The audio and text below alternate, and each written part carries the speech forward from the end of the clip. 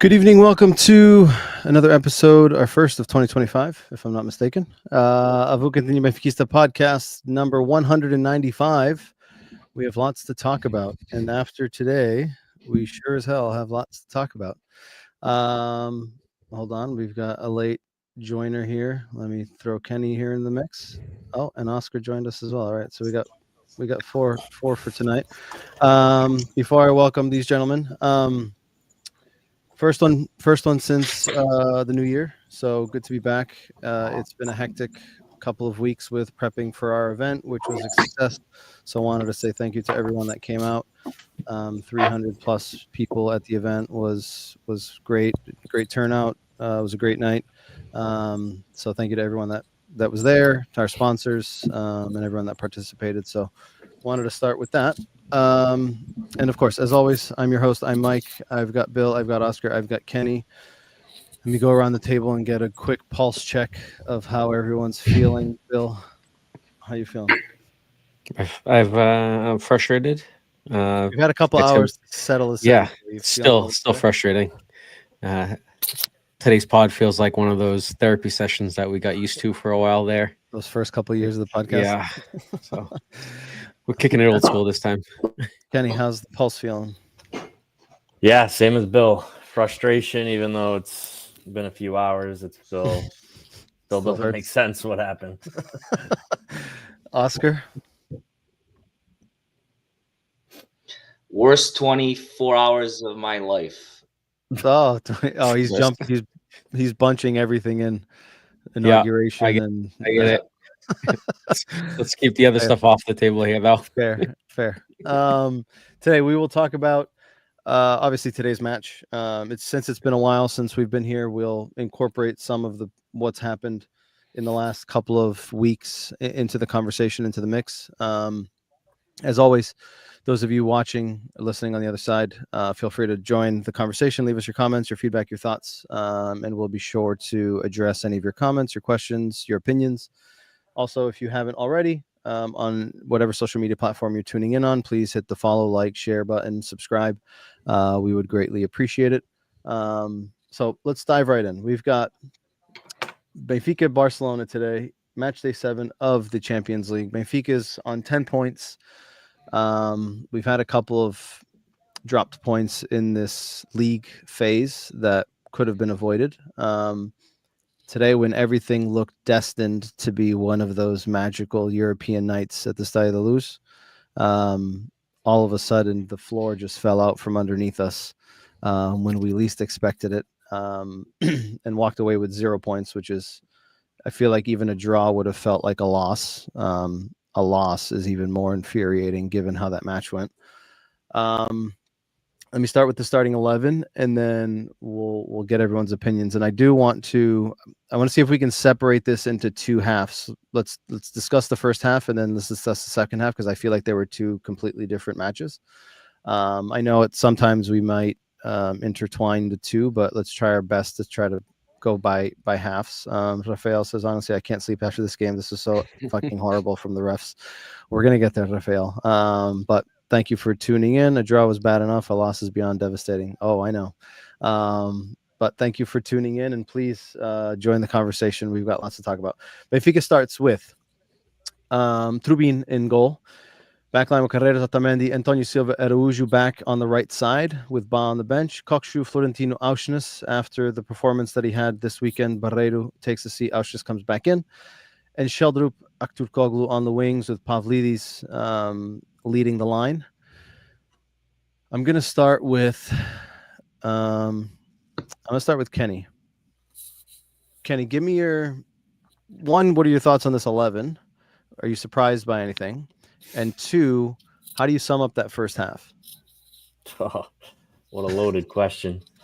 Yeah, so around the lineup, I mean, I haven't been following the team as much as I wish I have been recently. So I'm not really all too familiar with all the changes that he's been doing to the starting 11. I think he's been messing around, or not messing, but like changing it up the last few games. And I don't have any big grievances with the starting 11. So within that, I think pretty standard. I mean, I'm not a big fan of some of these players, Koksu being one of them, but I understand the lineup, and the Sheldrup kid's been playing pretty well. So again, nothing surprising there.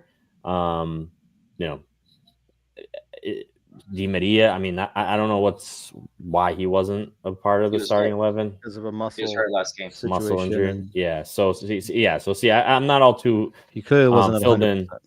Yeah, I'm not all too filled in what's been going on, but not too many grievances with the starting 11. Now, the first half, roller coaster of a half, roller coaster of a game. But yeah, if we're just sticking to the first half, I mean, I thought Benfica's game plan, or what it seemed like the game plan, was to hit them on the counter, and I thought we did that pretty well. I mean, we started off as best as we possibly could, right off the bat with a goal. Things were going well, and then we give up the PK, which I thought kind of shook us.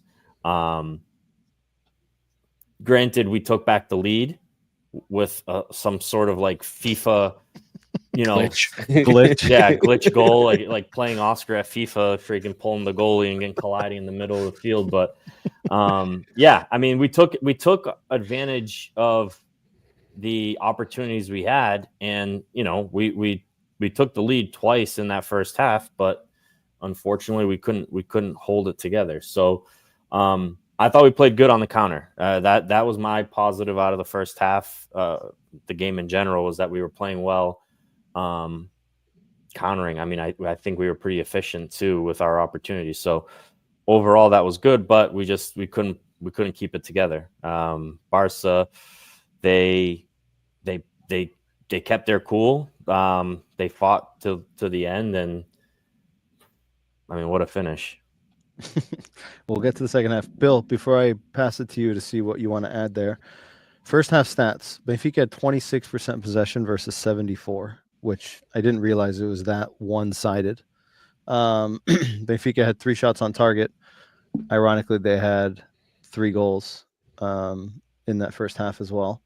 Barcelona had 3 shots on target, 74% possession, and they went into halftime with a 3-1 deficit. Bill, what do you add to what Oscar said or what Kenny said, and any, I guess, question marks for you from a starting 11 perspective? I mean, for the game, I mean, I agree. It was game as a whole, and the first half included, like chaos, right? Like whenever it felt like things were settling back in and like the normal flow of a game would come back into play, you have, like Kenny said, like a FIFA glitch, goalie comes running out, collides with the center back, leaves the goal wide open type of thing.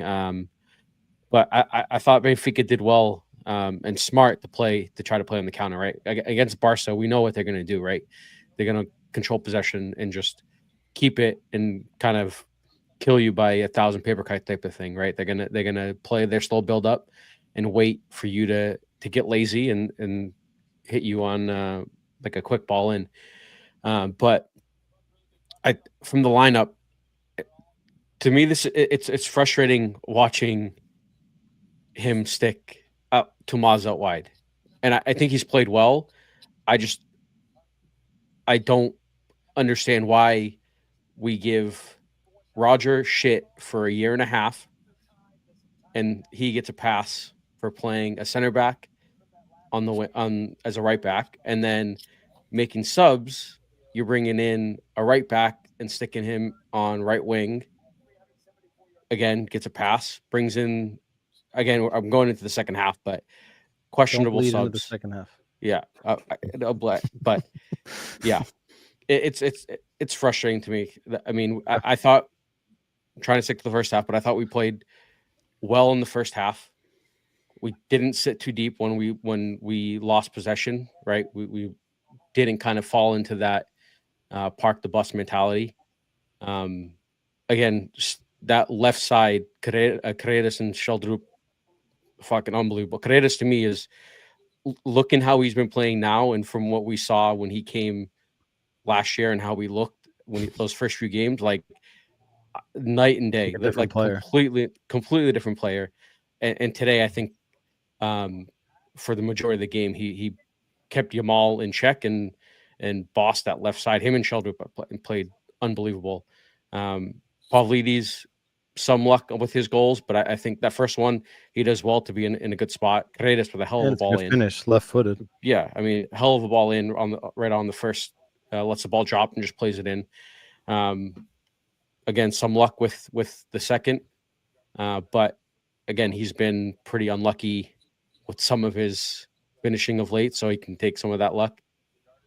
As a whole, I mean, that first half, I think you couldn't script it any better, right? I think against the Barca, you're not expecting, even at home, like as much as we would love to be able to say at home, we're going to boss the game, right? No, against the Barca, you're going to have to concede possession a little bit and take advantage of your chances. And I thought we did that very well. Okay. Oscar, before I pass it to you, just a reminder, everyone in the chat, please feel free to, I see we have a lot of people watching. Don't be shy. Leave us your comments. I know you're frustrated just like we are. So use this as a therapy session, venting session, whatever you want to call it. Leave us your thoughts, your comments. Para a malta que esteja a abrir em português, todos percebemos português, por isso estejam à vontade de deixar os vossos comentários também em português e nós iremos falar sobre as vossas opiniões, sugestões, frustrações. Por isso estejam à vontade de participar aqui neste nosso podcast, mesmo sendo em inglês. Oscar, what do you add to this? First half. First half. I mean, can we ask for a better first half? 3-1 at home against Barcelona. And even though they give them all the possession in the world, they really didn't do much of it. I know Trubin had an unbelievable save. Other than that, I think they just had the ball. We had was the Arsenal's miss in the first half or second half? We could have gone up 4. Right when the second half started. Well, he had one in the first half. I missed it. I must have got up and missed it. They were talking about he missed one in the first half, which I don't remember seeing. But the one that he had the breakaway was the beginning of the second half. Okay, so let's not talk about that one. But I know we could have gone up 4-1 and probably killed the game then, because it would have kind of like killed Barcelona's morale a little bit. Yep. But we can't ask for a better first half. I know the goal that we scored with Pavlidis scored the open netter is a glitch goal, but they had one as well in the second half. Let's not talk about that one yet. But we couldn't ask for a better first half. Regarding the lineup, we just won a cup with this lineup, right? It's like it's almost like Luis said when he was here. If they do well and they win, who do you take out? Do you take out Antonio Silva now? Like, what do you tell Antonio Silva? Antonio Silva, sorry, he's good. He won a cup with us by going to the bench. Araujo, from what I understand, he also played right back, right? In his previous clubs and all that, or is just a center back? He played right back as well, played center back, and he played center mid as well. Correct. So now Araujo is a player that's fast. Now, unlike Morato last year, where it's slow as fuck and he couldn't get up and down the field, Araujo is totally different than that, right? So let's not compare apples to apples, because it's not apples to apples. This guy actually does good there. He has a great backup in Ba, and Ba can fight for the lineup, for the starting 11, but you can't take a guy out when he just won a cup and dominated Braga in the game before that. So that's why the lineup stays this way. Yeah, Barreto deserves to start, but who do you take out against the Barcelona, where you needed Florentino there to kind of break down their possession? I can't. Other than Di Maria for Artuco, but Di Maria comes from a knock. So I totally understand this lineup. And first half proved that it was a good lineup to have against Barcelona. I could agree with most of that, which typically Oscar and I at least don't always agree with things. So my take on this game is first half, at least. In terms of the starting 11, and just quickly, Thiago says lineup was fine. It's just a matter of how long you're going to play a certain way until you have to relax and preserve the lead. We killed our starters once they came off. We lost stability in all aspects. We'll get to the subs, Thiago, but thanks for the comment. In terms of the starting 11, I understand Di Maria not playing because he's coming from a knock. He clearly isn't 100% if he's not starting, because otherwise Di Maria is starting this game. So I'm not bothered by that. As it relates to Tomás Araujo, I also agree in terms of what Bill's saying, right? In terms of playing players out of position, but I'm going to lean more towards Oscar in this one, and mainly because, and I said it in our WhatsApp, in this game, what was fundamental for Benfica was we have to beat that initial press. Barcelona's got a really good press high, and if we can't get out fast enough, we're going to be in trouble. So what was key? What I said was key was they're going to not allow Kokshu to build out of the back. Typically, he's the guy that drops in between the center backs and constructs out of the back, like he did against Famalicão, and he's done in the league. He did it in the Taça da Liga. If you guys go back and watch this game, he barely was able to get the ball in between the center backs. So what happened? They shut Kokshu off. They forced Tino to drop in. He got the ball more, or we had to go play out wide with Carreras or Araújo. The positive of having Araújo there, while he's not a natural right back, he has pace. He's good on the one-on-one, but above all, and ironically enough, above all, he's good with his feet, right? And the first goal comes from a ball that he plays across the field, right? And the Carreras ends up playing that volley into the box and we score. Unfortunately for Araújo, he didn't have that great of a game, right? After he made that penalty, it's almost like he was rattled, right? Even Tony had a couple of mistakes. So I understand in terms of the 11, I understand what the approach was. In terms of Barreiro, yes, he had the game that he had, but based on in what Kenny said, the strategy was Barcelona plays a high line, right? Like they basically attack with everyone. And if they don't get that ball back within the first 5-6 seconds of their press, it's almost like no one wants to defend. It's basically every man for himself. And how many times did we break and it looked like we were going to score a goal, right? Like numerous times, right? And we missed chances. And what I thought he was looking to do was playing Tino and then having Auschwitz and Kokshu. With Auschwitz and Kokshu, you have two players that can play a diagonal ball, right? Whereas Barreiro's not that type of guy, right? So you have two players that can now play a diagonal ball that can take advantage of that space in behind. You got Araújo that can play a diagonal ball that can take advantage of that space in behind. You got Carreras that can play a diagonal ball that can take advantage of that space in behind. Otamendi had a ball that he played over the top. I think it was the Aktürkoğlu penalty, if I'm not mistaken. But he's a guy, right? So like, of all the players that we could have played, No, it was the glitch goal. The glitch goal. Oh, that's what it was. Goal. Yeah, the goalie collided. But I think and I'm gonna take a step back here. I've been critical of Bruno Lage, but I think in this first half, and I've said numerous times that I thought he got the game plan wrong.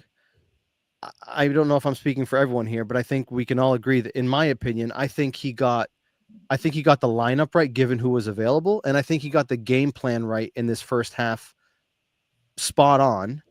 Yes, our second goal is lucky as hell. Their first goal is a stupid mistake from Araújo, just lazy defending. But overall, I thought the game plan worked to perfection in that first half. Does anyone disagree with that? No. Nope. And for once, like typically when we try this counterattack stuff, it's with like Amdouni up top or Correct.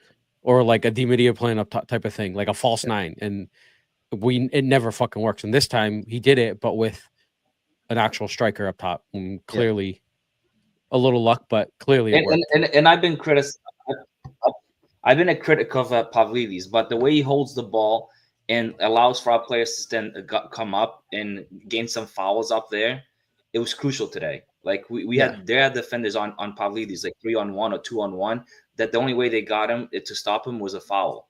And he holds the ball really well, and he's got good ball control, right? So when the ball gets to his feet, he doesn't just pop it to anywhere. He just holds it, gets fouled, or lays it off with a pass. So I've been a critic of his, but today he impressed me, not only because of the goals, but the way he played. And I'm hopeful that this is potentially a turning point, right? Because he's had some very unfortunate bounces, unfortunate moments, and you can see that he has quality, right? He's not a guy that has two left feet. So I'm hopeful that these 3 goals, who would have thought a hat trick in 30 minutes in this match for him? I'm hopeful that this is potentially a turning point for him, that despite the loss, but I think there's a lot of positives that he specifically individually can take from this game. Turning the page to the second half, Oscar, I'll start with you here. What's your analysis here in the second half? And I'm just going to read some of the comments quickly. Rafael says the starting 11 was good. We played a really good first half. The subs were bad. Rollheiser hasn't been playing regularly, and Lodge puts him in on a Champions League game against Barcelona. I flagged that question or comment, Rafael. We're going to get to that shortly. Justin Portela, I think Laj did well with tactics in the 11th. Mazaruzhu is not Morato. He knows how to play well at right back. He made crucial long balls and crosses. He's a special player. And Rafael Justin only before the subs. After that, we started to lose it all. Oscar, what's your analysis of the second half? All right. So here's my situation. I think when Di Maria, I think a lot of our players were exhausted, right? We had Arsenal who was fucking coming out and he ran his balls off and he was coming out like completely exhausted, right? So that sub, I think we all agreed on the group chat, it was a good sub. Putting Barreto in to run around to kind of get those, to gain those balls, taking out Arsenal was a good call. I think and I'm not sure why he did it. Di Maria is not. We were at that point winning by 4-2, I believe it was, right? In the 70 minutes, or whatever it was, 70 something minutes, we're winning 4-2, and putting Di Maria, who we don't need to score a goal, we need to kind of defend more, was very risky. I think Di Maria being off a knock, leave the guy on the bench, play somebody that can actually help defend the last 15 minutes of the game, and get this win going. I think the subs. I know people complaining about Rafa. What's his name? Fuck is his name again? Rolheiser. I complaining about him, but people are complaining that we don't put him in, and he says he's a good player to put in. Yeah, he took out Coxu. Coxu was completely exhausted too. Coxu was the only question with that sub is this guy hasn't played in how long? Like we had Taça da Liga games, we had Taça Portugal games, league games. He hasn't played a single minute, and all of a sudden you're going to throw. Who do you put? If you're going to be able, if you're going to use him, then use him in those games so he's not sitting for. Okay, then criticize him in the past. That's fine. Criticize him about not using him in the past games. But who do you put when Coxu is crawling? Who do you put? No, I mean, forced to. He didn't have anyone on the bench that could play. Right, you're forced to use him. Exactly. So I'm not. Yeah, you can criticize Laj for not playing against Famalicão and whatever it is. But today, Coxu couldn't go anymore. You have to put Rolheiser. Right. You have to, because that's the only player that you have. I'm not criticizing the sub. I'm questioning just why not use him and then all of a sudden throw him into a Champions League game. Because he has to put him in, Bill, today. He has to put him in. Who you put in? Yes. Prestiani? You have to. But why hasn't he been used in these previous games? That's what I'm questioning. That's all I'm questioning. It just doesn't make sense that he's not an option, and then all of a sudden he has to, we're forced to have him, and he hasn't played in 2 months. We're seeing comments here like the subs were bad in the second half. I don't see one sub other than the Di Maria, and Di Maria is because maybe Charles Drupa was fucking exhausted too. I don't see another sub that's risky, though. That's maybe not uncalled for. Because what Barcelona did is put attacking players in. We had to go with 3 defenders. That's why we didn't take Araújo out. You went 3 CBs. That change for me is what killed our team. But I totally understand that, right? But I think you at that point went in 4-2.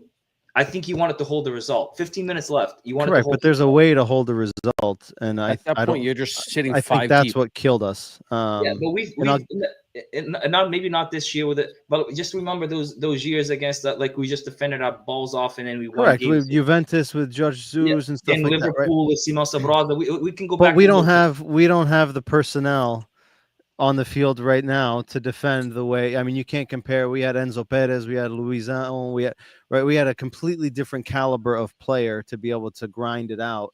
Benfica's team today isn't built for that. I'll give my opinion on the subs in the second half, but I'm going to pass it to Kenny first and give us your thoughts on what Oscar said and if you'd add anything.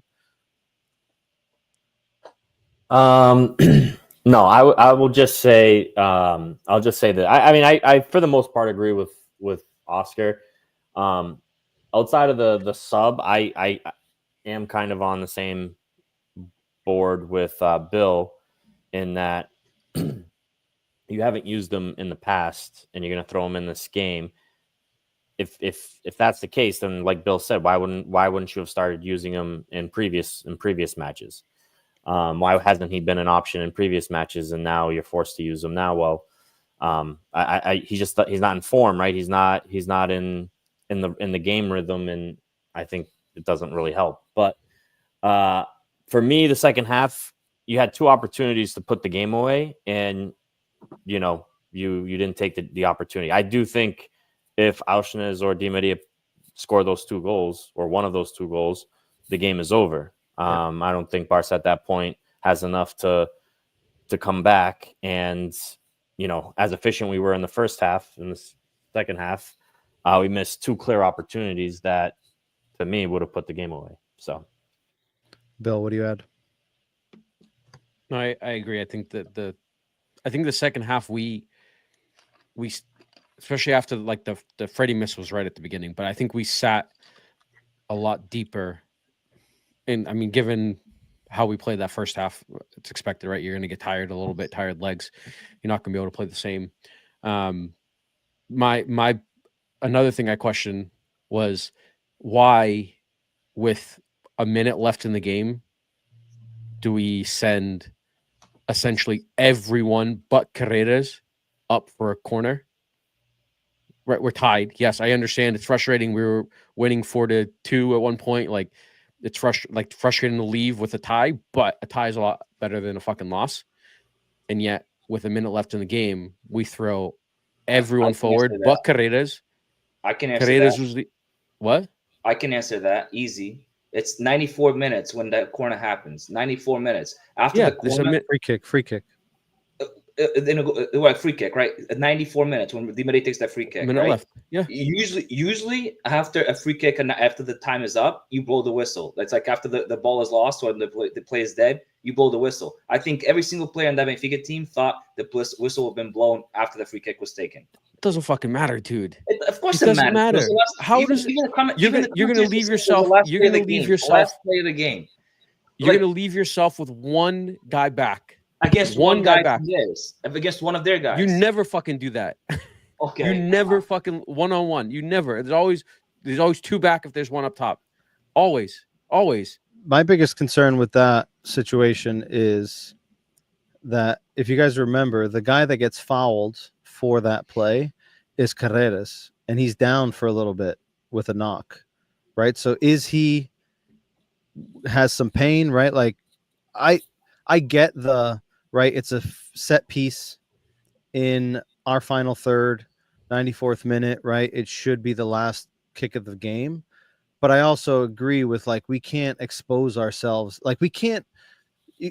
For me, it's very amateur for you to have a free kick in your final third, and with one kick of the ball, the other team has a fucking breakaway from midfield. Like, that's alarm. I get it, right? Like, we want to applaud the team of, like, we went for it, right? But, like, that was one of those games that, like, the way it panned out, okay, if we don't win, all right, we walk away with a point, but we cannot lose this game. I agree. Especially that way. Like, you can't have, right? How many times do we complain about you have your own attacking corner kick and then you suffer a transition and you concede a goal, right? Like, that for me, this is even worse for me. Like, you have a set piece in the middle of the midfield and you immediately give up with literally one clearance from the edge of the box that Ferran Torres makes. One pass. He drills it down and basically Carreras was gone, like 15 yards off, and then he had to catch up, and then he was toast. Yep. So I can see both sides of it that we went for. I would have liked for us to be a little bit more cautious. Obviously, if they call the penalty, it's a different situation, which I'll get you guys' opinion. I think that changes the game. And not only that, Mike, you just remember that it wasn't just a free kick and a clearance. The ball bounced inside the box like 4 or 5 times. And the other piece of that is if you watch the replay, all the players, and this is a mental thing, right? And also an experience thing, is all the players reacted to the foul and some of them stopped playing. Yeah. And then Ferran Torres gets the ball, plays it clear, right? Like, and there's a moment when Ferran gets the ball, he takes it down. Like, Antonio's the closest guy. Like, Antonio has to kill that play, right? You get a yellow card, you have to kill that play. Again, this is an experience thing, a maturity thing, right? I would be willing to bet if that on the other side, one of Barcelona's players, commits a flagrant foul and gets them stopped the play. De Jong did that. Yeah, right. And those are plays that you have to stop. Again, there's a lot of elements that go into this whole situation of why it wasn't stopped and stuff like that. But I can understand both sides. It just makes it more frustrating at the fact that no one alerted to it of like, hey, we basically had 9 guys forward, and then Carreras and the goalie. But just remember when the free kick was taken, and I like to go back to the replay and see who's standing back when the free kick was taken. All right, I don't think The only one was the only guys that were Carreras- behind Di Maria were Carreras and Araujo, and Araujo was like further up still. Carreras was, and he's out of the image. You can't even see behind the Carreras. ball was Carreras and Araujo, and obviously Di Maria taking the free kick, No, right? correct. but I then think Araujo Araujo was more like freed up. level with the ball. Correct. The guys, and this is like Mike said, this is a mind game. When the ball bounces inside the box, it's bouncing. Your mind is to go for it in case you get a little rebound and react to the no call as well. So you're not your mind is not, I have to stay back here so I can defend in case the ball's popped up. It's like I'm gonna be in front of the box. But I don't blame the players for that, right? Again, because that's on the in manager. the heat of the moment, the way the game went, right? Like, okay, last ditch chance. I think for me that's either, and I don't even blame just the coach. I blame the coaching staff in general, right? The coaches watching, someone on the coaching staff has to be like, guys, I get it, but we need to, and especially they have Rafinha up top, like one of their fastest guys, right? Like, it's tired legs late in the game. Let's just get another fucking body over there just in case. And it ended up costing us, which is annoying. No, what cost us with the fucking referee that didn't blow the whistle, and he's a piece of shit. That's what cost us. In the second half, we had, again, 24% possession versus 76. Barcelona had 8 shots on target versus 2. I'm going to start with the plays in the second half. That Lamine Yamal penalty. What's everyone think on that? Barcelona. Dude, there's he touches his shoulder, but like there's like no like yank, there's no push. Like it's just no. The jersey does. I think there's a little bit of a yank. Not enough for a PK, but there's his shirt moves. I mean, it's one of those calls. Do you think it's the right call? When you run. I don't think it's the right call, but I can see why. He flopped. He's a piece of shit too. That's why he's a 17-year-old that hope he goes nowhere. That's harsh. He's already won everything. Kenny, I'll start with you. The last play of the game. What's your take on it? The Barreiro the whole sequence. The Barreiro yeah, PK. The PK. Yeah. I think he's pushed from behind into the keeper. I don't know how there's no, or I guess there was a review. I don't know how. Was there a review? There was a review. Okay, they waited, but he didn't go. He didn't go to the monitor, right? No, he reviewed and then he pointed to the center circle to say. I just don't see how you don't go review that at the monitor. And the sequence afterwards, I'm kind of on the side. I get it. You don't want to lose that way, but to me, once that ball's cleared, it was already well past the 94, the 95 or whatever. The whistle, it was 97, 96, 97. Whatever it was. To me, the whistle should be blown. I don't think you give them another opportunity there because we had the last opportunity. It was already past the. And I guarantee that's what Benfica thought. Right. But the thing is, and I thought about that also. But we had a situation this weekend where I think it was Tony that played a long ball right before halftime. Pavlidis. And the guy was on a breakaway. I don't remember if it was Pavlidis or who it was. It was Pavlidis. I was thinking about this game, and I'm like, when we have our free kick, he gave +4. When we take that free kick, it's basically past time. But the way that ball is cleared, right? Because you can't blow the whistle while the ball's bouncing around, first of all. Second, they're in his ear, potentially saying, hold, we need to review this, right? So as the play is going, and then as soon as that ball gets out of the box, the play is just fast, right? Like he plays that. And now, I mean, you can't blow that whistle to end the game on a breakaway like that either. But to me, I tend to see that in Champions League, they're pretty good on the mark when it hits that time. It's not like the Portuguese League where you get an extra 2-3 minutes. Like once it hits that time, they blow the whistle. I've seen it on many occasions where whether there's an ongoing play or not, they blow the whistle. But I don't know how the rule works if there's a check being played. Because if you kill the game, that's my question so that too. Could be because if he blows the whistle, you can't go back and you can't end the game, then go back. That could be it. Right. Yeah. I mean, I don't know unless there is a rule specific to that. I don't know if there's anyone in the comments that can confirm or deny that. But I would assume once the game's over, it's over. Like so, I'm assuming there's got to be a wait there of all right, we're checking. Let the play run out. Right. Fair. Unfortunately, it runs out. The play runs out with a goal. Into a goal. Yeah. But in regards to the PK, I think he's pushed from the back. into the keeper. I mean, he's jumped on first and then gets pushed. Yeah, he gets pushed. At least go to the monitor and make the call yourself. I don't know how he doesn't do that. Let me run through some of the comments. So we have some comments on Instagram, but they don't come through here on the live. Mark Correa says, "Welcome back, guys." Welcome back, Mark. João Miguel says, Di Maria was put in because of the narrative of him playing against Barcelona, and Lage wasn't letting him sit in a game like that. Andrew, DJ from the event, Portista, says, Benfica foi roubado hoje. I don't know if that's sarcasm or if he's being serious, but I think we all agree. Dave Pereira, welcome back, Dave. Good evening. Justin, we are Benfica. I agree with trying to score and win. It should have worked out because there's a clear foul on Barreto and the game should have ended anyways. Carrera shouldn't be the last man after 90. Neil, welcome back. Just saw the game now. Was this a footy game or a hockey game? We were very unlucky. Not sure if you discussed the last minute of the game yet. Well, we just did. What did Artur do to deserve a red? Why no PK at the end? I believe from what they said on TV, Artur was on the field bickering with some players from Barcelona, which then the fourth official called over the ref and he got sent off. Mike says, right or wrong, if you call one, you need to call the other. I agree. I think there's a hell of a lot more contact on Barreiro's play than there is on Yamal's play. There's a clear push off, pushed him into the keeper. It was awful. Tiago says you can end the game and then they can reinstate it if there's a call. I've never seen it. Sounds like South American shit right there. So he says they just stop the play. So the ref can stop the play and hold and then end the game. But what I'm saying is for him to stop that play on a breakaway would have been, I mean, picture that on our side, right? Like picture that where that team that's on the breakaway. Should have been stopped when Tony should have fouled him, period. Correct. But again, the play just happened so fast. I can understand why the ref didn't blow straight away. And then when he picks his head up, it's like, fuck, there's a breakaway. Now do I end this? Like, it's not even like it's a one-on-one. It was basically one versus the keeper. And then Carreras finally caught up. He also has to get a ring from the VAR, right? I mean, he can't just make the calls.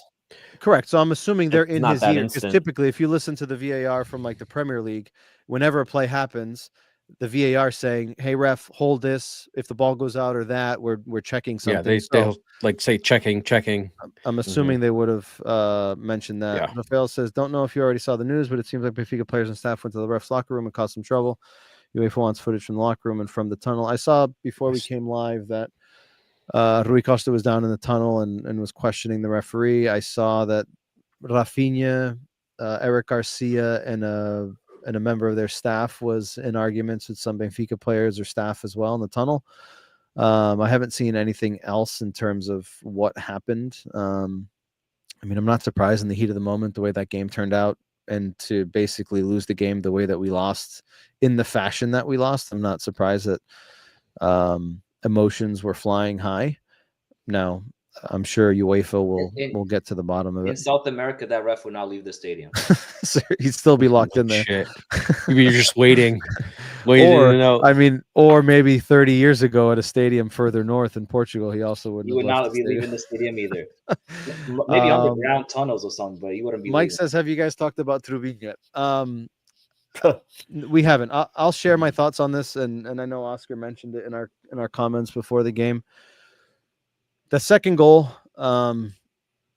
is it a stupid mistake? Yes. Is it super unlucky? Like, he kicks it against the dude's head outside of the box. It's not like he passed it to his feet. I mean, talk about unlucky. Rafinha's like trying to duck. He literally just out puts of his it. head there. He's like ducking away. It's for me, it's more unlucky than a mistake. Should it have happened? No. But if we're going to talk about Trubin, we got to talk about Trubin that we could have been down 2-1 when he makes that massive save in the first half, right? So we can't fucking. But you can't put Trubin. He's there to save goals, not to give him away like that. Okay, but you can't So if you're going to criticize him because we went down or they scored a second goal, then you also have to say, oh well, it's Trubin's applause to Trubin because we could have been down 2-1. What if they score that goal? Saban is doing his job. Okay. All right. That's what he's there for. Like, it's almost saying like we have to give praise to Otamendi for doing a slide tackle on the line. That's his job. He's a defender. That's his job to do slide tackles. So then job. So then we can't praise anyone. We can't praise anyone. Yeah, you can praise for good plays. That was a good play. All right. Doing their job. You just contradicted yourself, though. You said you can't praise him because he's doing his job, but then you said you can praise for good plays. So can we praise or can we not? Because that was a great game. He did exactly what he's being paid for, which is save goals. If he didn't save goals, forget it. Then why you need him there? I understand what you're saying, but what I'm saying is, I do understand what you're saying. You're not making sense. You said we can praise Trubin because if it wasn't for that save. I get he's the goalie. That's what he's there for. He has to make saves like that. He doesn't have to make that that's save. Not that's a save that every goalie makes. He has to make saves like that. Any top team plays in the worldwide make saves like that. That's their job. Is top players make saves like that. Oscar, that's a save that not many goalies make. I get it, but he's doing a save that Stop saying but. That save is not a save that every goalie makes. Can you agree with that? It's a great save. I agree. For this. Yes or no? Yeah, but he's a top. Stop! You're trying to fucking. So what do you mean to do? Okay, he saved. Listen to me. What I'm saying to you. Listen. Okay. It's like that little kid on that meme. Linda, listen to me, Linda. Oscar, listen to me. Trubin is there to save goals. We all agree with that. Okay. He did that. Good job. Trubin had a big save in the first half that could have been 2-1 for Barcelona. I get he's there to make saves, but we can all agree that that's a very difficult point-blank save that's simply reaction, right? And not many goalies make that save. If he gets that chance again, he probably doesn't save it. Can you agree with that? I'm not sure. Not many goalies would say that. You don't want to admit. I'm not sure. You're saying he's not going to save it again. How do you know if he's in the right position and hits in his fucking nose, he saves it? But it's the grade of difficulty to make that save at a point blank range is very difficult. Can you agree with that? I agree, Mikey. So didn't the fucking goal Szczesny save 2 breakaways? He did, and then he fucked up 2 breakaways, and he fucked up too. Okay, he fucked up on coming out. I don't know if he fucked up with the defender. He didn't look at the goal. He did. Where's he going? The defender's got the ball control. But what I'm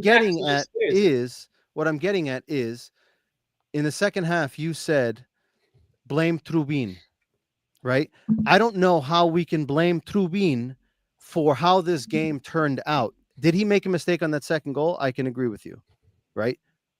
But we can't forget what he did. I mean, how many other saves did he have to make, right? When he concedes that goal, it's 3-2. Benfica then makes it 4-2. So we still have a 2-goal advantage, right? Barcelona makes it 4-3 in the 78th minute. We have a 2-goal lead with 20 minutes left to go. We have a 1-goal lead with 12 minutes left to go. And we end up losing that game. What I'm saying is I can't understand how we can blame Trubin in the global of the game. Can we blame Trubin on that play? 100%. Can we blame Trubin for how this game turned out? I mean, to each their own. Everyone has their opinion. I can't grasp that. Check his ratings on whatever the app you use. I don't care about ratings. He might have had a few great saves. I totally get that. What I'm trying to say is, on that play, he gave Barcelona a little bit of momentum because he basically gave a goal away. Momentum. We fucking scored right after. We scored right after. But you did give him momentum to go after it. It's 3-1. Okay, but we went up, but then we went back though. Then we scored again. Guys. Oh, now can you listen, Linda? Listen, Linda. I'm listening. Go. Okay. Yeah. Now take that play away. He did a great save, and then he fucked up on one play, right? That he gave the goal away. Basically, gave the goal to them. Mm-hmm. What about the last play? You guys talked about Carreras being the last guy out. Why is fucking Trubin inside the box with nobody in the fucking half? And I'm not unfortunately, we can't see the panning of the screen, right? Was I expecting when the ball is kicked way up there? And I even said in the chat, why isn't Trubin coming out to that ball? I don't disagree with that. I will tell you that when the screen panned out, I was assuming Trubin was going to be coming out. That's what I thought too. Ball. Correct. But what I'm saying is I can't see how we can blame Trubin for losing that game. Again, did he make a mistake? Yes. Did he make a couple of big saves? Yes. Did I expect him to come busting out of the box to clear that ball? I did. Right. But do we concede that last goal because of Trubin? I can't blame him for conceding that last goal. I think there's way other things that happened in that play before we can blame Trubin. I get it. That, but I can't. That's your opinion. My opinion is 2 goals could have been done better by Trubin. That's 2 goals in a Champions League. All right, 2 goals. I thought, well, obviously, one was given away by him. Obviously, a bad luck. You know, they hit his head. He was not even looking at the ball, but he had the ball in his hands, dropped it, and kicked it. It's not like he's clearing a ball. He's like legit had the ball in his hands, dropped it to the ground, which should have been the easiest thing a goalkeeper can do. All right, and he kicked it right at the guy's head to score a goal on his own net. And then the last play of the game, you saw that from Chesney in Barcelona. I know they play up, but Chesney is always between the box and the middle of the field, right? Because he's covering that space. Where the fuck was Trubin on our last play? Why is he fucking in his box when we need somebody there to in case the ball's cleared up the field? Again, I don't disagree with that. All right, so my thing is 2 goals. So Trubin, to me, it was a fault at some point today. So then, can you blame Antonio Silva for not stopping the play? Yes, I can too. Yes, I'm just saying I can. Absolutely. I've said that. So then he's at fault too. Then for losing this game. But for that ball, he could have just easily fouled right there for the game. So I just want consistency. If we blame Trubin for losing this game, then I would expect. I said it earlier. Antonio Silva should have cut that play right away, and we didn't even get to that. Okay, so at least you're consistent on your approach, which I appreciate. I said it earlier. You're awfully quiet here. What do you think here? I'm trying to go back to see how I would play the video, but I can't because UEFA's like super anal with that, and they'll literally cut the stream immediately. Yeah, I'm just trying. Barcelona for help. So like, I think if Trubin's off the line, I don't know if he still gets there. I just pulled it up. I don't know if he's got to be like. I have to go back and see. While you look at it, I'm going to read some of these comments. He's got to be between the box and the. Should he be between the box and the? It's the last play of the game. Like legit. Like if the ball's cleared up, nobody there. You have. I know, but the ball's also onto the hugging the fucking the sideline. Yeah, but how many goalkeepers come out and with a head just hit it out? Like that happens all the time. The ball's clear up the field on the in the air. Like legit. It's not like he's on the ground. I don't know. I think it's hindsight's 2020 after the fact. You can say, oh, could he get there? I mean, we can say he should be out of the box, but who's to say he's going to get there? I don't know. It's a tough call to make. I'm looking at it right now. I personally don't know if he would get to that ball. But if he's out of the box? If he's out of the box. Okay. Because the first bounce of the ball bounces like right next to the player. The first bounce, and then it skips forward. I mean, it's definitely a PK. That's just the first bounces right next to him, and then it skips like, I don't know, maybe 5 yards in front of him. I don't know if Trubin gets to it. Is that first bounce shortly after midfield? It's the first bounce. No, it's right shortly after. Oh, hold on, let me look at it again. Right after midfield, yeah. Like probably three steps yards after midfield. Yeah. So I mean, you can't expect him to be up that far.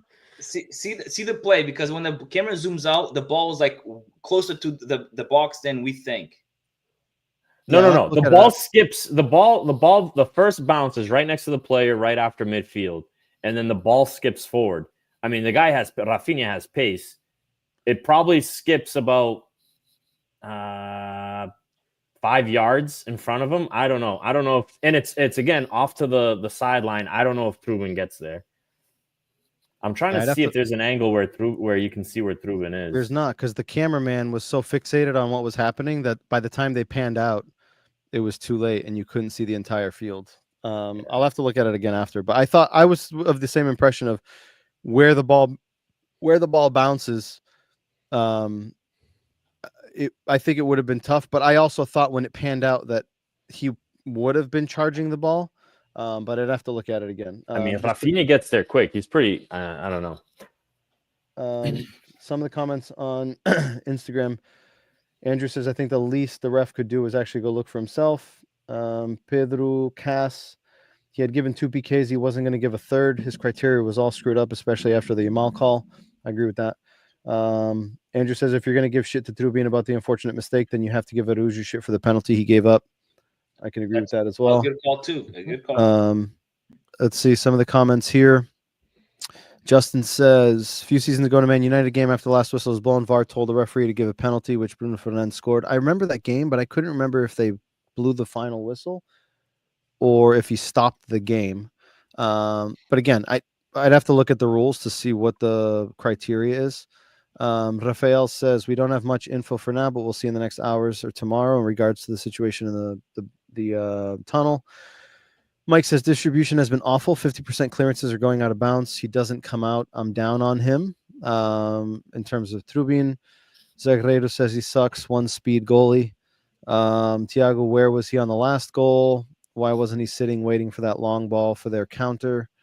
Mark says Oscar, Roy Keane, Barroso.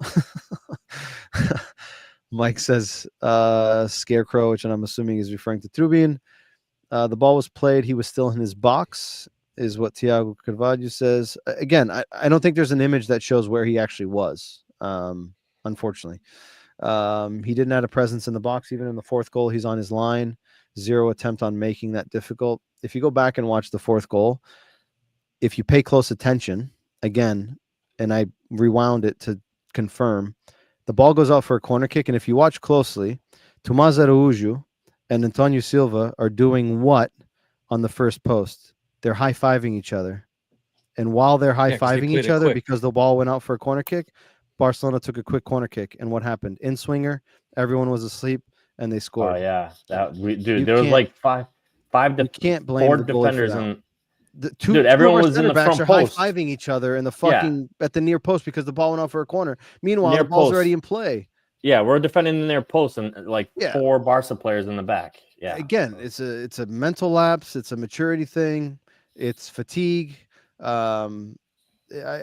a lot of things I feel there. Let's see. Where did I leave off? Dave says, Oscar's right, fellas. Free goals give belief and life to the opposition. I agree with that, right? But my counter argument to that is if it remained 3-2 and they tied it after, I would 100% agree with that. The fact that we scored a goal right, so we got that 2-goal lead right back is where I take some of the impact of that belief. I don't think the goal, and Kenny said it on our group chat, I don't think that goal that Trubin conceded gave them belief. I think Barcelona as a whole just never stopped. And they kept knocking at the door, and mistakes. We scored on mistakes. They scored on mistakes. The referee made mistakes. I think all in all, that game was an entire circus. I think there was mistakes from all parties involved, referees and both teams. Thiago says we didn't lose because of him, but he had some shaky moments in decision making. That I can get behind. I don't think we lost because of Trubin, but I agree that he had some moments, some bad and some good. Mike says even if Benfica possesses the ball, Trubin should be there to send the ball back into the box. He should be much further out. I don't agree with that. Again, it's the last moment of the game. You just don't want to lose. I mean, you're going to put your goalie at midfield because, again, the referee stoppage time is a minimum of 4 minutes. It's not. It ends at 4 minutes. If Trubin is out, Ferran Torres probably doesn't hit it as good. I don't agree with that either, and I don't know if any of you do, but that's legit like a last ditch, right? And that was his only guy forward, right? How many times did we all play, right? Hey, when we get the ball, send it deep, right? Like last ditch moment of the game, just fucking clear it out, and they knew the guy was up there. So regardless of where, I don't think he would have cared where Trubin was. He's gonna play that ball. Kenny, did you watch? Are you still watching the highlights? Yeah. Are you watching? Please watch Araújo on that last play when he comes back and he puts his hands behind his back. What the hell is he defending? Because he does put his.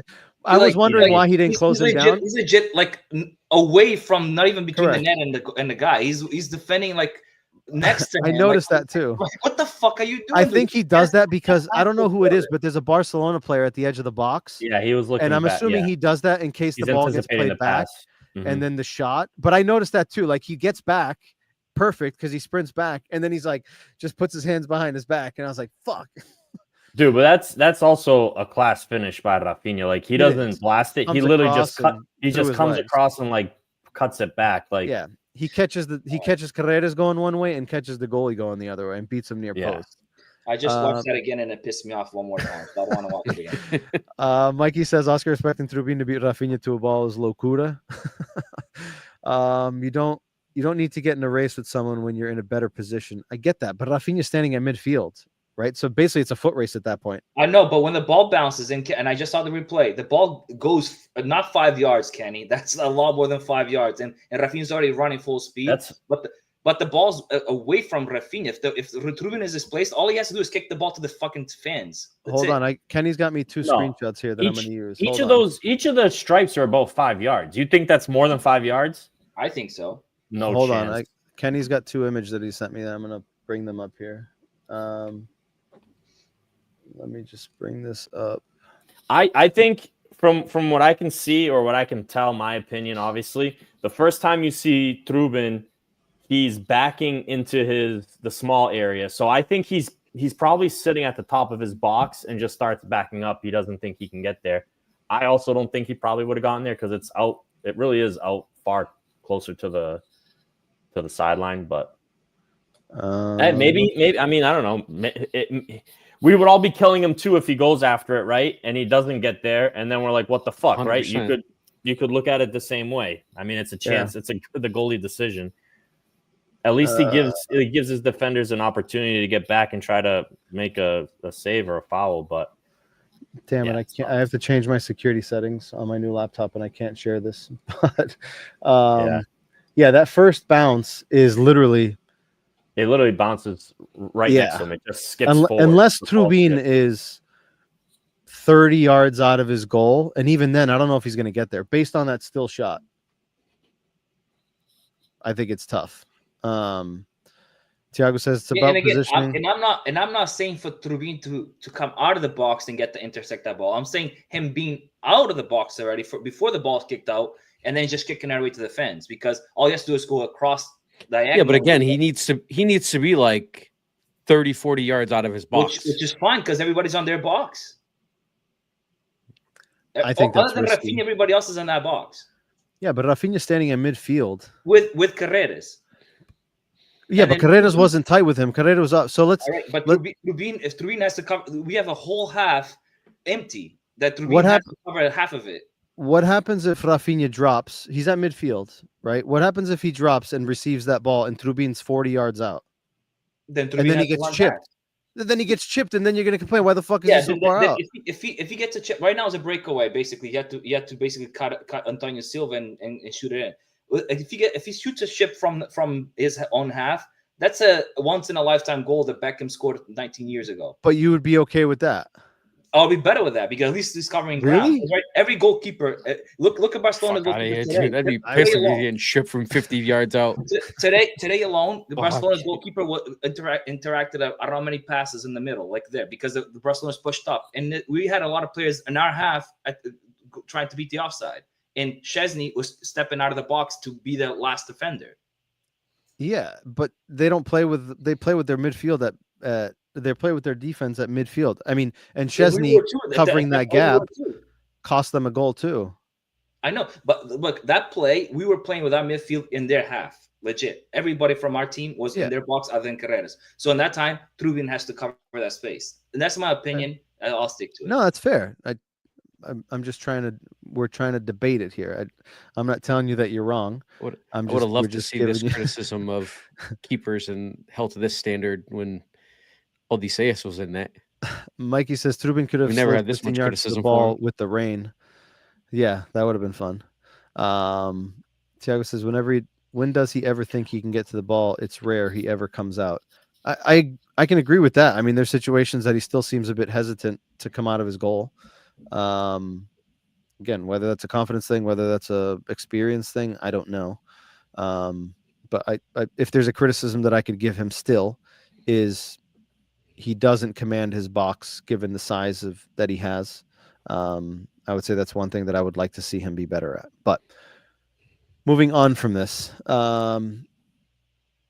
Kenny, do you take what are the positives that you take from this? Because I guess I'll start this time is while it's a tough loss to digest, right? Countless amount of times we've said here on group chats, in-person conversations, right? If we're going to lose, we'd rather lose playing offensive ball than sitting back like we did against Bayern Munich and not fucking play and lose. I I would say I take positives from the way that this team went toe to toe, in the sense of we didn't sit back, we didn't, just not attack.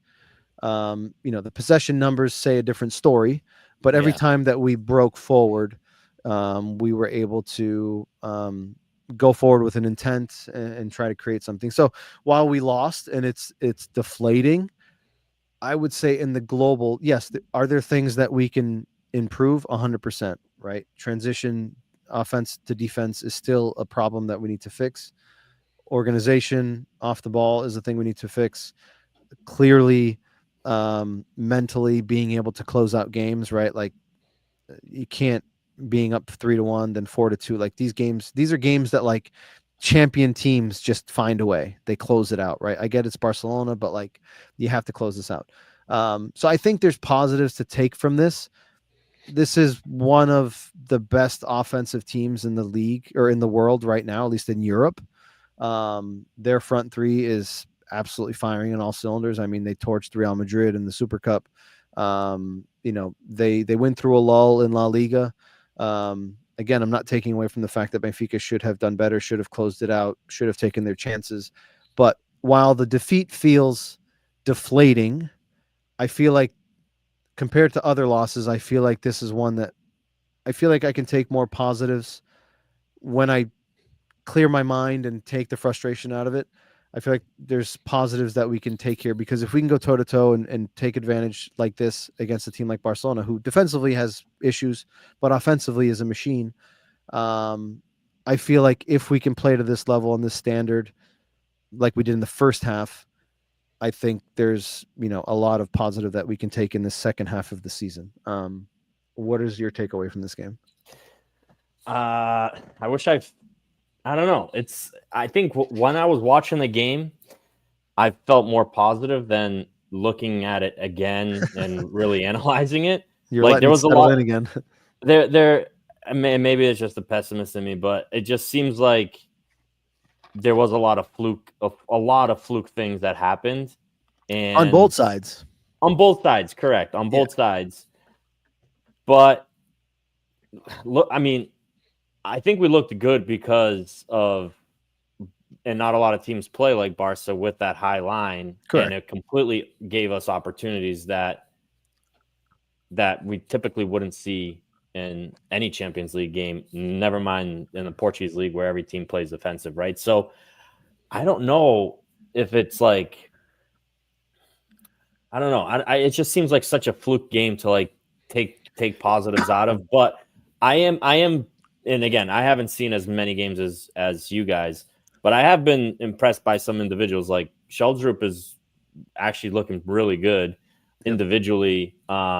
Like he was able to snake a few of the Barca players where they actually like literally had to foul him and got some good fouls there. He looks good. Pavlidis, look, I think he needed to get off the mark. Granted, it was a PK, and the first goal was I think a great play and a good finish.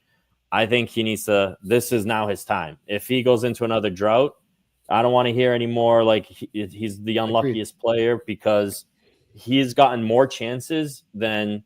And I know a lot of us aren't Cabral fans either, but like Cabral had a 4-game goal streak that he literally got benched and we never saw him again. Yep. And this guy keeps seeing time and time again, and we just keep saying that he's unlucky. So if he goes in another lull, forget about it. I don't want to hear any more about the Greek freak.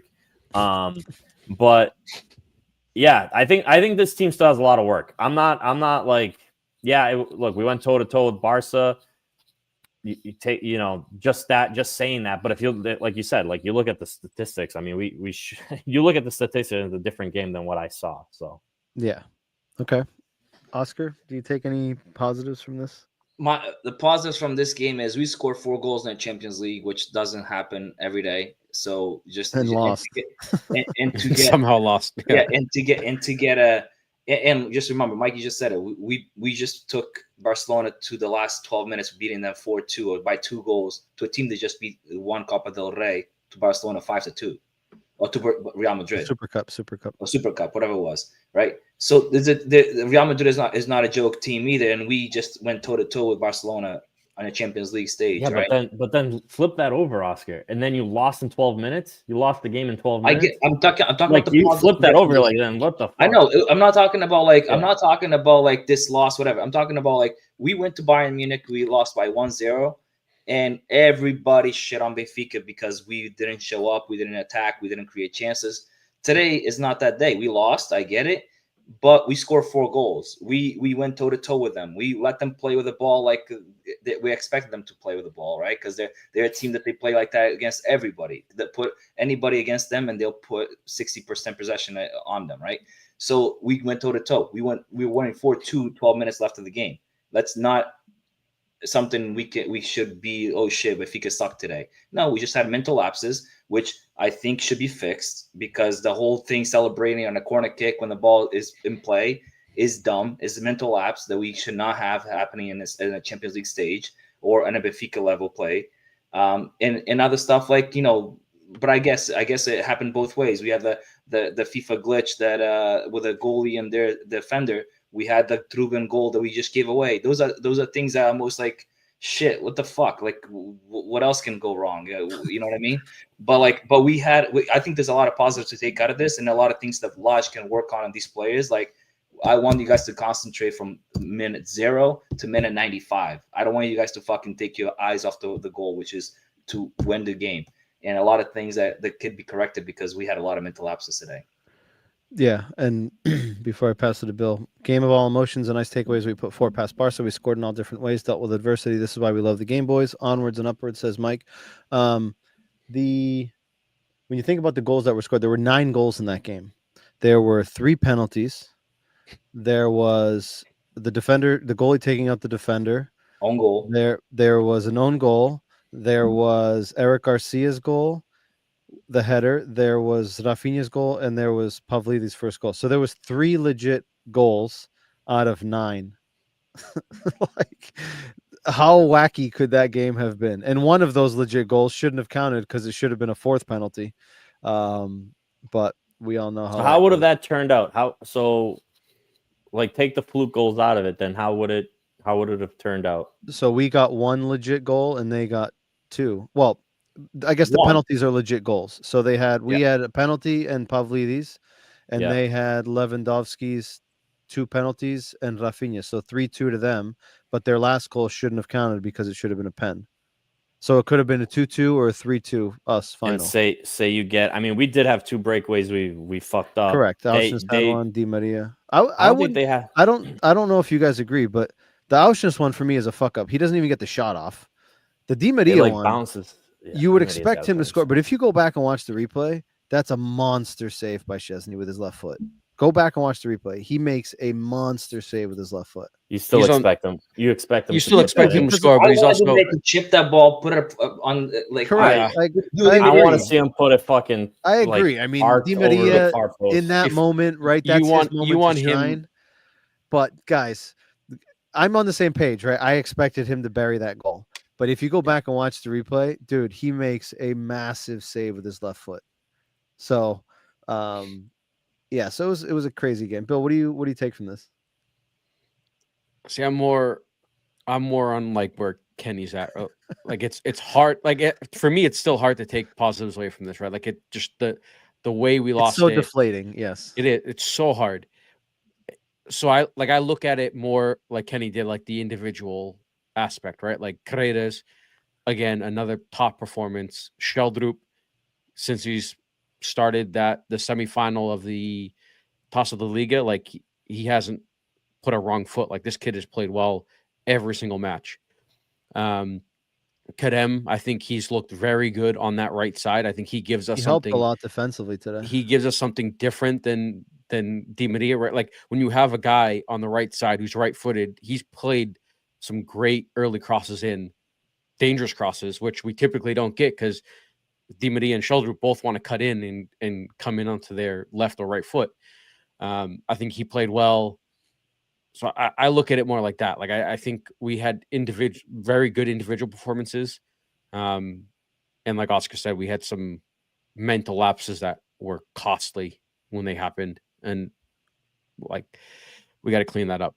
But as a whole, for me, it's hard to take positives away from That's a fair. game like this. Maybe Mike, tomorrow if you ask yourself again. Go ahead, Kenny. if there was a game to like literally go over the highlights and go over the plays, this is like the game. Yeah. Isn't there a way to like throw like a? I mean, I know today's the day, but like, isn't there a way to throw like a watermark or something over it as it plays to like get past to do it live, you'd have to. But even then, like I posted something yesterday, which had no signage of UEFA, had no audio of UEFA, and literally, I'm not even exaggerating. Within 30 seconds of it posting, it was pulled back. It's nuts. I don't know if there's like something in the code of the video or what, but they are just absolute savages when it comes to UEFA content. This is, I mean, usually, the games, the highlights are stale, but like this would have been a game to go like play by play. I'm just looking at the Di Maria thing. I mean, he had 4. He touches the ball 4 times before he takes a shot. Like he had so much space to do better. It's almost like he wasn't sure if he would get there. Yeah. And then he takes a second touch and he's like, all right, fuck it, I gotta go. Like I mean, you just expect better. And then I'm again, I just let it play. On that last free kick, before the foul on Barreiro, like Otamendi absolutely gets drilled. Yeah. Like just drilled from behind. No call there either. No. And the ball goes right to him. Correct. The guy basically just hip checks him and takes him out of the play. I mean, that's just that last play alone. There's two PK calls that should have been reviewed. Total chaos. Mike says, have you guys touched on Lodge's post-game emotions? Do you think players take it the right or the wrong way? Kenny, I know that you made a comment about this in the group chat. What's your take on this? Yeah, I think the players, I don't know. The players themselves are like beat up after that. Like what a way to finish that game. And then you got the coach trying to go in there, rah. Like, I just don't think they want to hear it. They've just probably experienced a ton of emotions on that last play, arguing with the refs. And then, I don't know. Was he like that before? I mean, it seems very similar to the Cedric Conceição thing at the end of the game. He's done it before this year, but it was after like wins. Yeah, he did it against Red Star. He's done it in the league a couple of times. He did it after a loss too. He did it in Monaco. I don't recall him doing it in his first passage through the club, but I'm not gonna put my hands in the fire and say that he did or didn't. I don't know. Are you a fan of it? In a game like this, I like as a player, I feel like that would piss me off just even more. I get what he's doing. You guys are a bunch of vaginas. Holy shit. Before I pass it to Oscar he's going to be the opposite side. You just had Ruben Amorim break TVs in the locker room at Manchester United. Yeah, that's in the locker room. Different. Okay, on the field getting reamed in front of everybody up and trying to lift their spirits up. What the fuck is wrong with that? Yeah, I get it. Because you just lost. Yeah, exactly. That's why. Like I think the thing. And you're not in a group of all Portuguese players. Like then you got the guy next to you fucking translating it. Like it doesn't come across the same way. It doesn't come across the same way. You just want to get to the locker room after a loss. Does any player want to go to the fans that are fucking spitting on them and clap and sit there and hear them criticize them? No, nobody wants to do it, but they do it. You know why? Because the coach tells them to do it.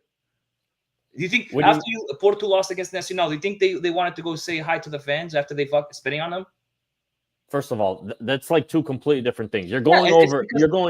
Just because what I'm saying is just because the player doesn't want to listen to him because you just lost because he's a vagina, fucking do it because he's a coach and you have to sit there and do it. No, listen, but that's I understand what the coach is trying to do. I just don't think what the coaches thought of, okay, I'm going to come around, I'm going to try to gather the troops.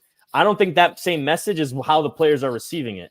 That's my thing. Like, again, you also don't have a team of like that understands him. So you got the translator next to you trying to translate it in the same emotion. It doesn't come across the right way. Half those guys aren't even listening and they just want to go to the back. Chocolate down to go home. Oh my God, dude. So I think Kenny's saying he understands the approach. And correct me if I'm wrong, Kenny, but it sounds like the location and the timing of it is not the right one. I don't think they want to hear it at that point in time. Like that's just not, they don't like, dude, they just went through the most most emotions on how to fucking lose that game, and now the coach is trying to fucking rah, like, or I don't even know if the message is like a rah, or if Yeah, he's ringing I them, couldn't right? Like, tell I if don't know. he's- No, the message don't was a think- positive one because he was even gesturing like keep your heads up. You don't think the reason why he did it inside on the field, not in the locker room, is an image to the fans as well. Like, let's keep our heads up. We're in this together. Like, it's a bad loss. Let's keep going, because the fans could be, you know how Benfica fans react to a loss, right? It could be from 0 to 80 or 80 to 0, right? That's how it goes. So like just seeing the guys all together in a group, hey, we're still together in this, and keep your heads up. I think it's more of an image to the fans, that's why he did it inside the field, than it is to, hey, maybe we should have done it in the locker room in private. Mikey asked a good question here. What do you guys think? Do you think it would mean more to the players if Flaj gave an earful to the refs after the game? I think the guy, 100%. if I'm again, every player is different, but like me as a player, I'd rather my coach. Yeah, because I'm heated over the refs. I was heated watching the game over the refs. I'd rather see my coach go defend us that way than, hey, keep your heads up. Like, keep your heads up. Like, we just got fucking robbed. That's my mentality. He did say it on the post press. He blamed the refs. He did. Obviously, we don't know what was said in that circle, but from what I could see, it was a positive reinforcement of, keep your heads up. We can only speculate on what the words that he said were. But he seems very, and he's always been a coach like that, of like bringing the fans near the team and pulling them in. And this seems to be one of the methods that he's trying to do that more this time around. Isn't it just me, or does it seem like he's copying Sergio Conceição? Because that was his thing at the end of each game. Gather the guys in a circle. Let's go, like, on to the next one. Like, it seems like it's a copycat type of thing.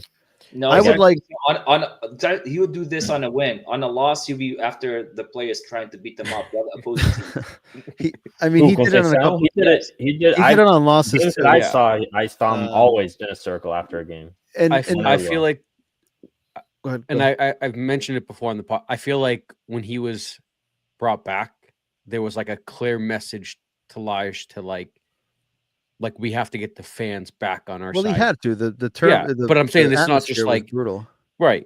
So this isn't. I don't think this is just like him on the whim deciding to do. Like, I think this was messaging from the club, and this is one of the ways he thought he could.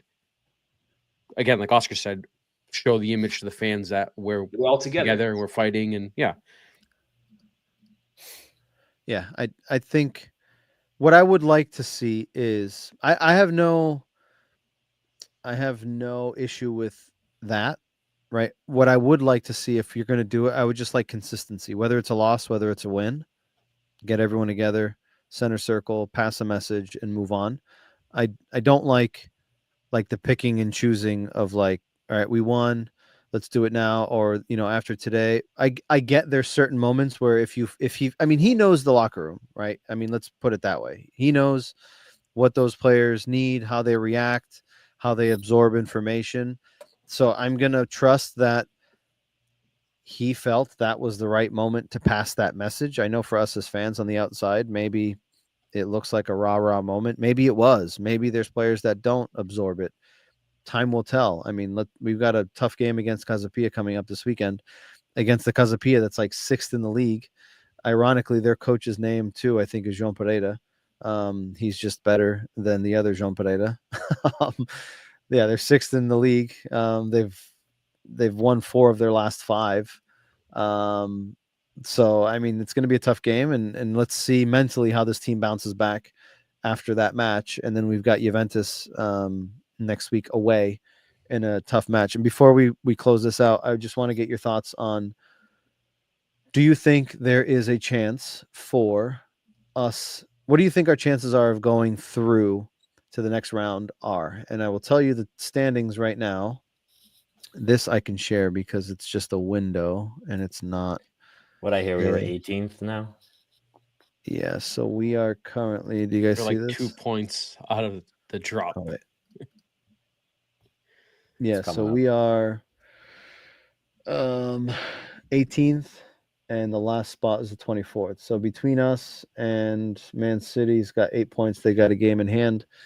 We're 2 points ahead. So I mean, it would take a catastrophe for us to not make it. Even 10 points may be enough because Dinamo plays Arsenal tomorrow. Manchester City and PSG play each other tomorrow, which is good for us. They play each other. They're both behind. Correct. us. Yeah, Yeah. that's huge. Celtics got a fairly easy game, I believe I saw. Right, Feyenoord plays tomorrow. Sporting. So these two playing each other helps us. Bologna's not going to catch us, right? So really, It's PSG and Dinamo are the two. Correct. yeah, PSG and Dinamo That are the could two that catch. can knock us out. And who's PSG, Dinamo playing last game? Dinamo plays. Milan. Sérgio Conceição. Yep. Yeah. game. So And they play Arsenal tomorrow. So yeah, that's what I was saying. Yeah, so they got a tough game they're too. most likely going to be out. Yeah. So again, it would take a disaster for us to not go through. Juventus, on the other hand, 14th. They seem to tie everyone. I think I saw a stat. They tied again today. I think in their 20 Serie A games with Thiago Motta, they drew like 13 of 20. So they're an absolute tying machine. They're far from the quality, of a Barcelona. You can see here from their last 5 in the Champions League, they've won 1. They've got 12 points. They're locked and loaded into the next round. It's whether they move up or move Seeded or down. Oscar, how are you feeling in terms of We've us won 1 getting too. through? I mean, I think with 10 points, the way the schedule set up, I think we're through on just going to the knockout phase. But I think if we get 1 point, it just secures it. And if we tie into Turin, I think we are more than safe. Okay. So you think even just 1 point there is good? Yeah. Does everyone play at the same time during the last fixture, or I was just going to check that. I doubt it. I doubt it. Actually, it's a lot of games. The UEFA is going to want. They're going to make as much money as possible. They're not going to put all the games at once.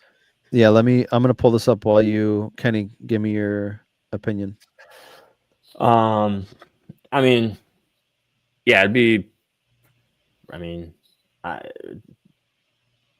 don't know. I don't know how it all shake out. I think it seems like we're pretty comfortable where we are right now. They are. They're all on Wednesday.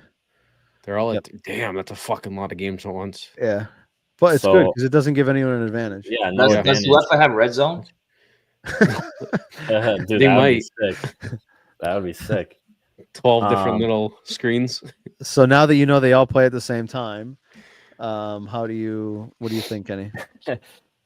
Yeah, I don't know. It seems like everyone's comfortable with it'd be a pretty strange story if we didn't get through to the knockout stage. I mean, I think what we need to do is just go in there with the mentality to just win the game and just hope we get out of there with a point, but just go in to win and let that be it. That's it. There's nothing else.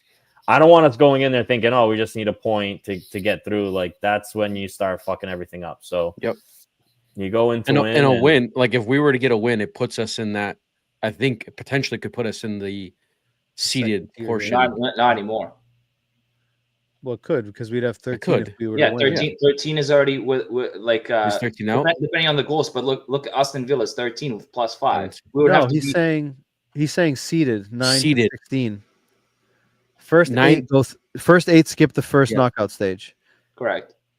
If we get right now we're unseeded. If we get seeded, we'd be one of 9 to 16, which gives us. You're basically like potentially a better draw. Okay. Yeah. Oh, so Kvaratskhelia gets a better draw than the 16. You'd be like the Kvaratskhelia. Yeah, that's what I was looking for the word. Yeah, Kvaratskhelia. That's important. Yeah. So like potentially give yourself a better chance with the draw. So a win could put us in that. Yeah. You gotta go win. If we come into this bucket here, we'd avoid these teams. Man, 13 would have been at 8th spot right now. Yeah, if we had right? And if we stay down here, right? These are the teams that we'd avoid, and these are the teams that we want to get in that first round, right? Apart from Real Madrid and a Manchester City, right, or a PSG if they make it in here. But apart from those, I don't know if we could get Sporting yet. But like these are the teams that we'd want to get in that first knockout round, right? There's some teams up here that I think, the Lille's, the Monacos, the Brests, the Dortmunds, the Juves, but like you don't want Bayern Munich. Bruges. Right. I think all around it's half and half. I rather play those top teams than Man City or fucking Real Madrid. Correct, but you're assuming. I'm assuming that depending on how tomorrow's game goes, right, these teams could potentially move up too. So, it's going to be an important. I guess tomorrow is going to be important to see how those results go with these teams behind us, but also next match day I think is going to be nerve-wracking just to see where the hell we land. Bill, you gave your opinion, right? No, but I mean, given the schedule of those other two, with PSG and Dinamo, because those are pretty much the only teams that could jump in to then knock us out. I think we're pretty secure in where we are, but like I mentioned, I think getting a win and against Juve potentially could put us in a better spot for that playoff. Yeah, I think it would be an absolute catastrophe for us to miss out. Obviously, if we go to Juventus and lose, and then the results behind us just happen to roll in the right direction, it would be just absolutely ridiculous. But I think we have a team to go to Juventus and take a point.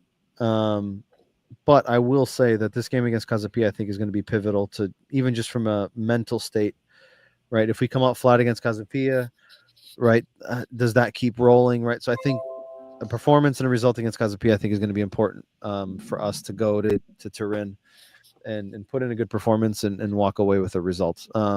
Thiago says, I think we're on the right path. We're finding ways to score now. He's not a perfect coach. We all know that. I think he needs to keep everyone together. And that's his main goal, because if we get on this fire the coach shit for every coach we won't ever figure things out. I mean, we've been saying that for a long time, right? Like, unfortunately, we end up in the same path every 2 years, which is frustrating. But again, I don't think anyone's calling for the coach to be dismissed. There's been good moments. There's been bad moments. There's things that we need to be better at. There's things that we've improved on. There's still a half a season left to go. There's still one game left in the Champions League. We've won the Taça da Liga, right? So while we weren't the best team in history or on the planet when we beat Sporting in the Taça da Liga, we're not the worst team on the planet because we lost to Barcelona today. Yes, we shouldn't have lost, but again, the typical Benfica mindset of like it's either 0 or 100, there's no middle, is frustrating. Yeah. But and he deserves this chance to just to play it all out. Like there's Correct. nothing wrong with that. Correct.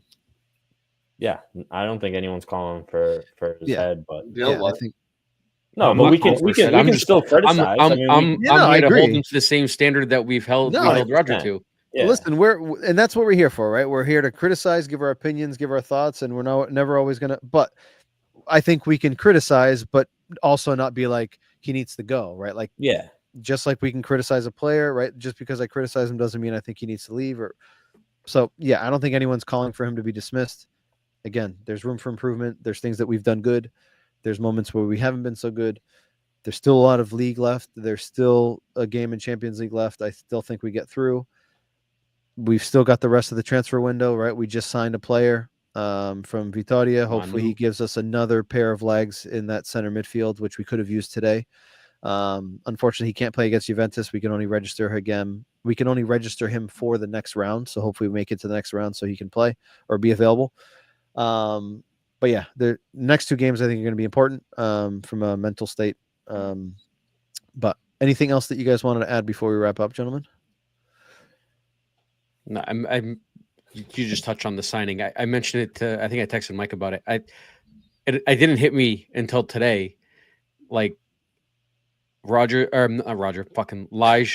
first tenure at Benfica, his first signing in January was a defensive-minded midfielder in Weigl, and his first signing the second time around is a defensive-minded midfielder in Manu. Like, it just, to me, that kind of stands out in who's he's trying to replace here.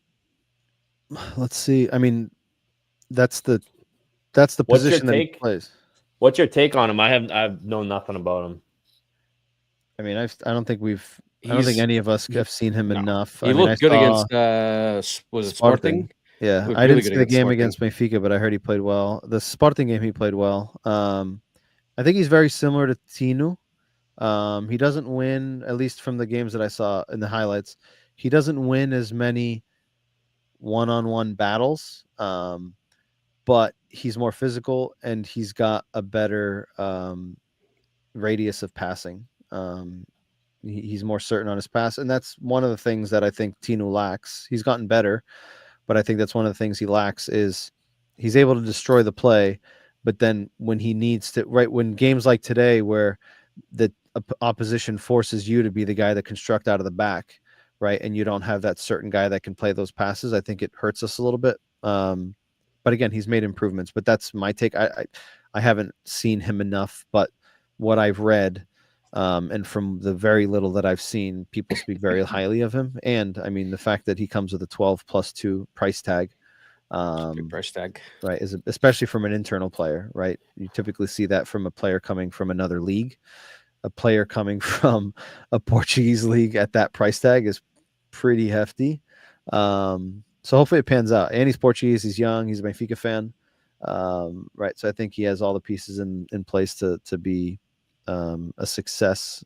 Oscar, Bill, I don't know if you have any opinions on him. I don't know much about him, but I'm excited that he's coming from the Portuguese league and with knowledge, so he can come in and just plug right into the team, hopefully. But that's my goal. I've been asking for that, so now let's see if it pans out. Yeah, me too. Yeah, go ahead, Bill. No, go for it, Kenny. No, I was one. I think we had this discussion at some point this year, and I was for players to get players in league. I think Porto does it well. Sporting to some effect does it well, and Benfica used to, and we kind of went away from that, or at least some of our key players, Pizzi, Rafa, they all were studs in the league that we picked up and we're here for a long time. And I think we don't really currently have that. So I like the idea of buying in league. I know it's become tougher. Teams want more for their players. But I think it's an easier adaptation. I think it's like Oscar said, it's a plug and play, right? You don't have to wait for them to adapt. They're already used to the league. They're used to the refs and the nuances, and it should be a quick fit if, again, he's a good player. I don't know. I don't know nothing about him. And from what I understand, he's a Benfiquista. Yeah. He is. They say he was at Feirense in his youth, and then he went to Vitória. He's a center back in Feirense. He played a little bit of midfield, and then when he went to Vitória is where he started playing. He played at center back, and then Rui Borges put him at center defensive mid. So he's a player that's also versatile, where if we need to, right, we have an option that he can play center back. He's a tall kid, and that's where he did all his youth. So for me, he's like a Tomás Araújo. Tomás Araújo played center defensive mid when he was at Gil Vicente on loan as well. So, right, while we get a center defensive midfielder, we also have a player that in a bind, right, he could potentially slot back into, or even in a situation like today, right, where you want to go to a back five, right, you don't have to switch a player in, right, you just slide him back. So I think he gives us a little bit of versatility as well in a few different areas. So be interested to see how he uses him, and who he replaces to put him in. Naturally, the player that would swap out with him would be Tino. But I guess we'll see. I'm assuming he won't be ready this weekend, but he was on his way to the Prem. Wolves. Yeah, Wolves apparently was where he was headed, but Rui Costa had a phone call with him and his dad for like 2 hours, is what they said in the newspaper. I was reading it, and they convinced him to come to Benfica. So again, for 12+2 is not cheap, whether you're internal or external, but more so being an internal transfer. So hopefully it pans out. Again, he's Portuguese, he's a Benfica fan, and we've all been screaming for, can we make signings from the league? Here's one. Let's hope that it hits, or else we'll be having a conversation again of another 12 million spent on a player that didn't pan out. We've had enough of those in the last couple of years. Hopefully this isn't another one. I want to thank everyone in the comments. There's a lot of comments on. We also had some on Instagram. We had some here. Again, don't forget to What the check. hell is Miguel talking about Oscar? What the hell is he saying? First of all, does he want my autograph? Because I'll give it to him. Let me see quickly. Oscar criticized Darwin for kissing the Benfica badge way back, but now Lodge fist bumps the crowd and he drools at it. What? First of all, what thing did I criticize Darwin about? Kissing? No, the he criticized cried. Darwin because he cried. Right, He yeah. cried, not kissing. Crying. the That's what it badge. was. Yeah. Well, it was, I think it was both. It was both. It was Kenny both, proud yeah. of him for crying and he showed an Yeah. emotion. I'm like, I want him to Yeah. score goals, not cry. I want to give a shit about the cry. I remember that. That seems so Yeah. far away. Unbelievable. Check us out I on, have a signature here. Ready, John Miguel? I'll sign it for you. I'll send it up on his little notepad. Don't forget to check us out on all the various social media platforms. Follow, like, share, subscribe. And on your audio podcast platforms, they are available on all of them.